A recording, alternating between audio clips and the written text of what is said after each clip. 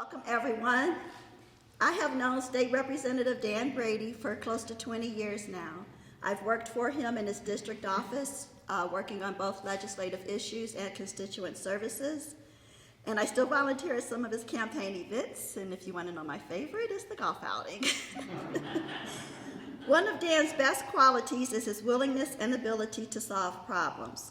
In his district office, his constituent services is just a small example of how hard Dan works for us and our community.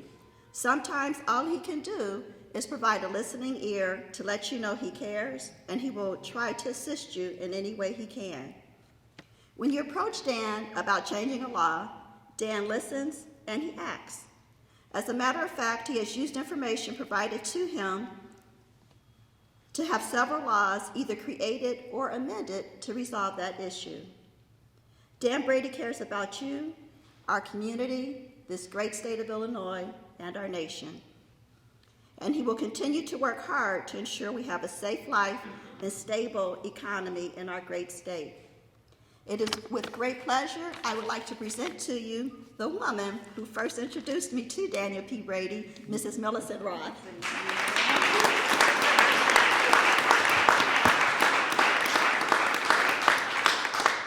Good afternoon, and I also welcome you. Many of you I've seen over the years on this journey with Dan and his family. So when I graduated from Hampton University and the John Marshall Law School, I returned back home to Bloomington Normal looking for a career and opportunities that inspired me, that gave me purpose, and would position me to serve.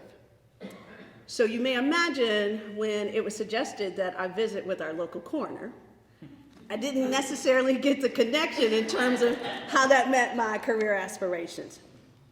But when I met Dan over 20 years ago, he came out from back in the coroner's office, and I was sitting there in my pink suit. And he said, "If you're willing to work, let's go."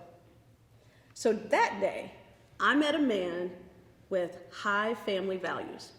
He visited with families about housing and jobs. A man that understood community.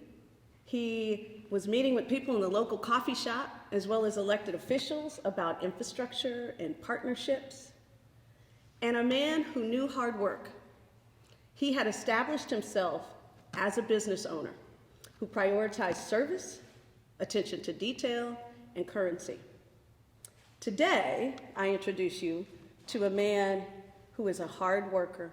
He works for every constituent in his district and across this state. I introduce you to a man of high integrity. He is honest, he is forthright, and he can be trusted. I introduce you to an official who can unite the divided. He inspires faith in those that have lost it. It is my pleasure to introduce you to our next Secretary of State. And if you are willing to work hard, let's go.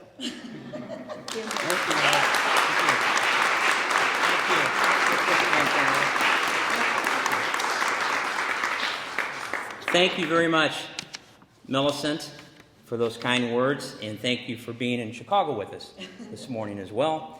And thank you to Marina for your longtime friendship and your kind words, and thank you to Lynn for your longtime friendship and kind words. Notice the kind words that they use. Yes, no, but thank you to each and every one of you. You've been longtime friends, longtime supporters, and I greatly, greatly appreciate it. There's been no longer time supporters than some of my family that are here, and that is, I saw Brother Frank, Sister Julia, Sister Mary, and I don't know that Sister Ann. She must be teaching. So, but Aaron and Emily, thank you for being here as well. And I know our county clerk, Kathy Michael, rolled in a little bit ago, so you might have missed the introductions. So Kathy's here as well, and thank you very much. Brother Frank is here as well. Thank you so much. And to all of you, thank you again. But I would be remiss if I did not acknowledge two people that I really want you to get to know. And I mean really get to know. That is my campaign treasurer, Bud Toma, and his wife, Donna. Donna, can you give them a wave? Thank you very much. They've been with me.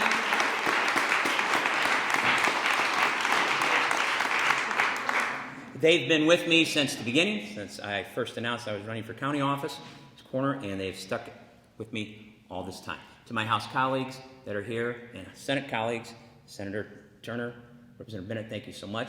We had some of our colleagues up north. It was very nice as well, so thank you for being here.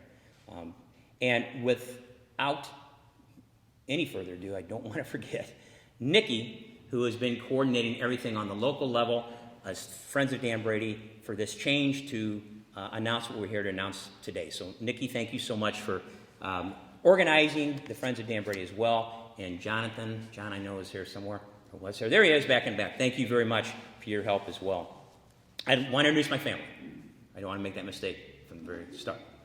Our daughter, Danielle, son Tom, and my wife Terry. Thank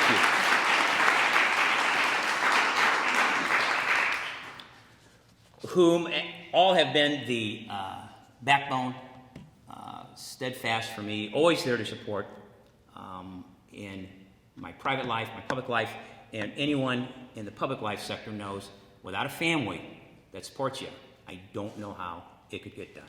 So thank you. Love each and every one of you. Thank you. Thanks. Thank you. Abraham Lincoln was a tall man, yet he was known for his short speeches. I intend to follow his example today with a short speech. I've spent much of my adult life serving the people of Illinois, and the sense of reward at seeing real positive change is not something I'll try and put in words this afternoon. I can tell you that when I did some soul searching while deciding how I wanted to serve in my next chapter, I looked back at everything I witnessed during my years in public office. I wanted to identify what, if anything, was holding our state back from achieving its biggest goals. After many, many nights grappling with that question, I realized that what Illinois needs most is a streamlined, modernized foundation. When people think of the Secretary of State's office, the first thing that comes to their mind is driver services. But the job has many more responsibilities. As the second largest constitutional office, the office of Secretary of State is visited by more Illinois residents than any other in state government. And it touches more people's lives than any other office in state government on a daily basis. However, the office has become inefficient with long lines, outdated technology, and inefficient processes. It might be summed up best by a recent email I received. It said, "I have always been a responsible citizen, but I will drive with an expired driver's license because I'm not going inside that facility and wait for hours and possibly be exposed to COVID-19. There has to be a better solution. Please find it." These issues must be addressed so that our government can continue our work for the people and our economy can thrive. This is why today, Danielle, Terry, Tom, over there, ladies. This is why today I'm announcing my candidacy for Illinois Secretary of State.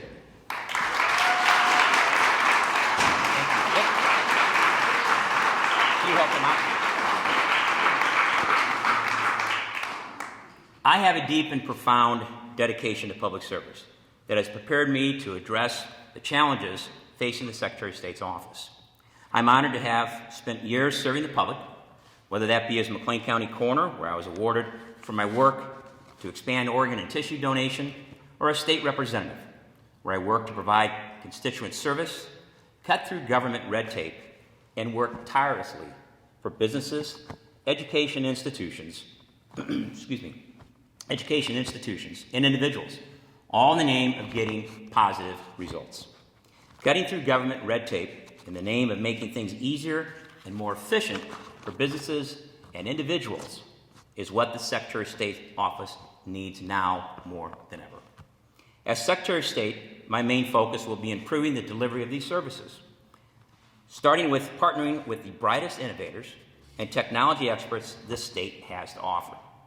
Working with them will allow us to develop and implement new technology and innovative services that streamline processes, reduce wait times, and at the same time, protect your personal data.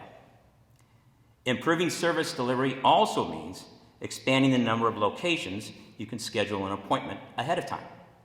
and implementing cross-training so employees understand how to perform all their duties at the local Secretary of State's office, allowing them to serve more people more efficiently.